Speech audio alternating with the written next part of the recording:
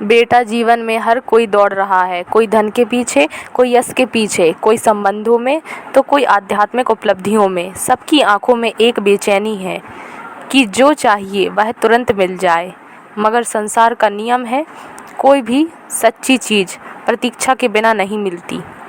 जैसे बीज को धरती में बोने के बाद किसान रोज देखता है कि पौधा कब निकलेगा, मगर वह जानता है कि मिट्टी में बीज को अपना समय चाहिए। यदि वह अधीर हो जाए और मिट्टी को खोदकर बीज देखने लगे तो बीज कभी अंकुरित नहीं होगा। उसी प्रकार जीवन में सबसे मूल्यवान चीज़ें तुम्हें तब मिलेंगी जब तुम धैर्य और प्रतीक्षा को साधोगे। लोग प्रार्थना करते हैं, जप करते हैं, भगवान को पुकारते हैं, मगर परिणाम जल्दी चाहते हैं। यदि तुरंत फल न मिले तो निराश हो जाते हैं। बेटा, ईश्वर खिलौना नहीं है कि पुकारते ही सामने खड़े हो जाएं।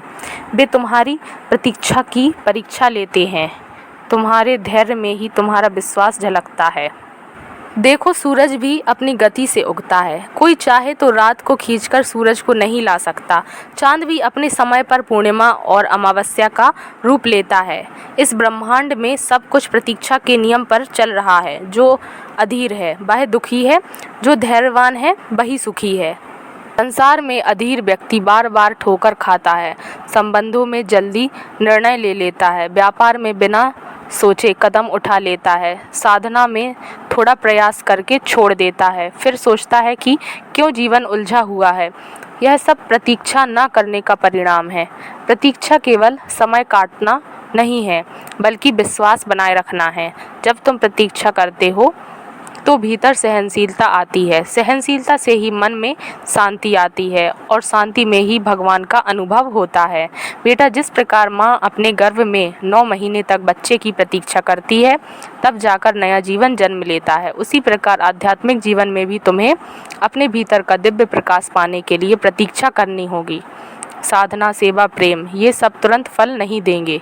धीरे धीरे जब समय पकेगा तभी तुम्हें उसका अमृत मिलेगा। इसलिए मैं कहता हूँ, अधीर मत बनो। चाहे भक्ति कर रहे हो या जीवन का कोई कार्य, उसमें समय दो, प्रतीक्षा का स्वाद लो। प्रतीक्षा तुम्हें भीतर से परिपक्व बना देगी। याद रखो, जिस फल को पकने से पहले तोड़ लिया जाता है उसका रस कड़वा होता है, और जो फल अपनी पूर्णता पर पहुँचता है उसका स्वाद अमृत समान होता है। प्रतीक्षा का एक और महत्व है, यह तुम्हें कृतज्ञ बनाती है। जब तुम किसी चीज़ का लंबे समय तक इंतजार करते हो और वह मिलती है तो उसका आनंद 100 गुना बढ़ जाता है। यदि सब कुछ तुरंत मिल जाए तो जीवन नीरस हो जाएगा। बेटा, यही कारण है कि भगवान तुम्हारी हर प्रार्थना तुरंत पूरी नहीं करते। वे तुम्हें प्रतीक्षा में रखते हैं ताकि तुम भीतर से मजबूत बनो, विश्वास में अडिग रहो, और जब फल मिले तो उसे पहचानो और उसका आदर करो।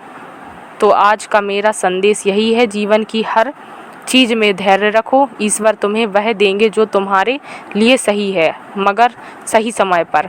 अपने भीतर यह विश्वास जगाओ कि उनकी योजना तुम्हारी योजना से श्रेष्ठ है।